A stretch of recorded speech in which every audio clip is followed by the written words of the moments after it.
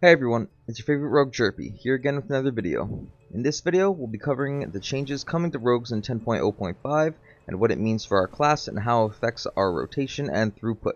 Be sure to stick around to the end of the video so you get all the information you need to play when the patch drops this coming reset. With the 10.0.5 patch coming, a lot of people are worried about another round of nerfs coming to hit Outlaw Rogue. And while this will change up our rotation in some situations, in others, our gameplay loop of fishing for pistol and ambush procs is still unchanged.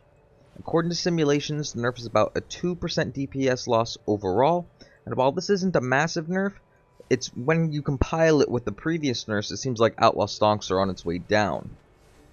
However, there may be a solution in the midst that you might not expect, and while we aren't able to truly test the viability of it yet, I will get to the super secret potential tech to remedy our combo point loss shortly, so be sure to watch till the end of the video to find out. On the bright side, if the new build isn't enough to compensate for a combo point loss, we still have a very strong and viable spec to play in Subtlety. In fact, Subtlety is even getting a 50% buff to Invigorating Shadow Dust, which now reduces effective cooldowns by 15 or 30 seconds instead of 10 to 20 should you talent into it. But more on Subtlety later. Let's take a look at the class tree. So now, let's take a look at the class changes for Rogue. All Rogues now learn Feint at level 12. They have a new talent, Unbreakable Stride, which is a passive which reduces the movement slowing effects by 30%. Sepsis now grants one use of a stealth ability immediately in addition to its previous effects. Elusiveness and Cheat Death choice node has moved up to row 2, taking the position where Feint used to be, and fixed an issue that prevented improved Garrote's cooldown removal from taking effect when casting Garrote using Sepsis' stealth ability effect. So let's look at how this actually looks on the class tree itself. Here is most likely what I'll be running in M+ now, because we are able to take Atrophic Poison. We do lose these two talent nodes that give us a little bit more durability and a little bit better energy economy through this one right here. However, more utility is more better. So this is most likely what I'm going to be running in my class tree. I can't see a situation where I'd run pretty much anything else. This looks like the class tree for Outlaw right now. The only time that you would run something different is if you are running Shadow Step instead, and in that case you could even drop Gouge, for example, and take Shadow Step. That way you have Shadow Step and you could take Grapple Hook, and this could be more beneficial if you are running Storm Eater's Boon. That way you get an extra movement, get out of jail free card. But I feel like for most keys I'll be running this setup. And if you want the link to this talent build, I'll be putting it in the description below. Overall, these class tree changes are an insane quality of life improvement, and all rogues around should be rejoicing over this. Combine this with Subtlety Stonks rising, and we could be in for a very good time. Let's talk about the 10.0.5 Outlaw nerfs and what it means for our cycle of building combo points through Sinister Strikes, Pistol Shot procs, and ambushes. Ban the Hammer's additional pistol shots now generate one fewer combo point. What this means is that we will not be able to just press pistol shot after a spender to refill our combo point bar. We will have to either send a second pistol proc, an ambush proc, or even Sinister Strike to fill up the last two combo points before spending. There is an exception to this rule though. If we have the combo point roll the bones buff, this nerf will not even be noticeable. The reason for this is when you're mid-pull and spending 6 to 7 point finishers, we automatically recover 1 or 2 combo points due to this talent right here, which is Ruthlessness. Your finishing moves have a 20% chance per combo point spent to grant a combo point. So let's pretend you have the combo point roll the bones buff. You just sent a finisher and you were reimbursed 2 combo points. You also have 3 loaded bullets ready to go as your next builder. When you spend that pistol proc, you will get 4 combo points, bringing you up to 6, which is adequate for spending a dispatch or between the eyes.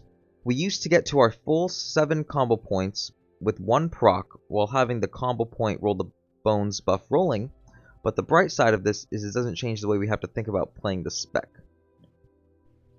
On the flip side, if we do not have the combo point roll the bones buff, it's looking pretty grim as we'll only be generating 2 combo points instead of 3. So you sent a finisher and were reimbursed 2 combo points. Then you spend your pistol proc and now you're sitting at only 4, meaning you either need to use ambush or vanish to ambush to completely fill your combo points, or send all 6 pistol shots should you have the required procs to get the max combo points. Worst case, you don't have any tool to instantly fill the remainder of your combo points, so you have to sit and Sinister Strike twice, which really hurts our energy economy. This is where the Outlaw gameplay is really slowed down and has me worried about the entire pacing of the spec. Once the patch launches, I'm not going to immediately drop playing Outlaw, but I will give it a few keys to determine whether it's still a competitive choice. If I see a very noticeable drop in DPS, there is a higher likelihood that I will swap to Subtlety as my main spec in order to push the highest level keys. If you aren't pushing the absolute highest level keys, play whatever spec you want, whatever is the most fun for you, and it will be fine. This is directed towards those of you that want to get an extra little bit of DPS any way possible. So even if I find Subtlety not as enjoyable to play, due to my competitiveness, if it is even marginally better than Outlaw, I will end up playing it. And if I do, you can bet that I will post my Subtlety guide shortly afterwards, so that way you can get the most out of the spec too, so be sure to subscribe to the channel so you don't miss out when that comes out. Now, the super secret tech that could potentially make up for us losing the ability to instantly fill 7 combo points with a pistol shot.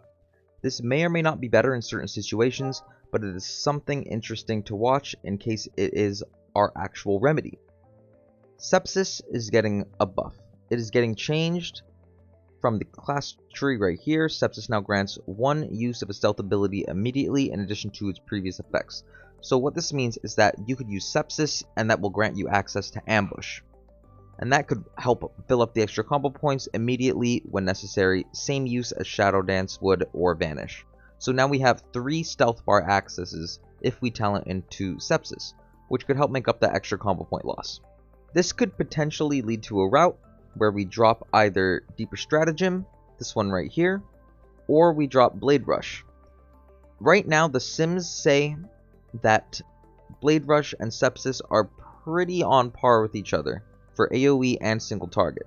After this buff for Sepsis comes through, I would imagine that Sepsis would outscale Blade Rush if they're even right now. So this is something that I'll need to tinker with and I will need to look further into once the patch launches, but for now, this is something that can help save our energy economy by giving us access to ambush every minute whenever this is used.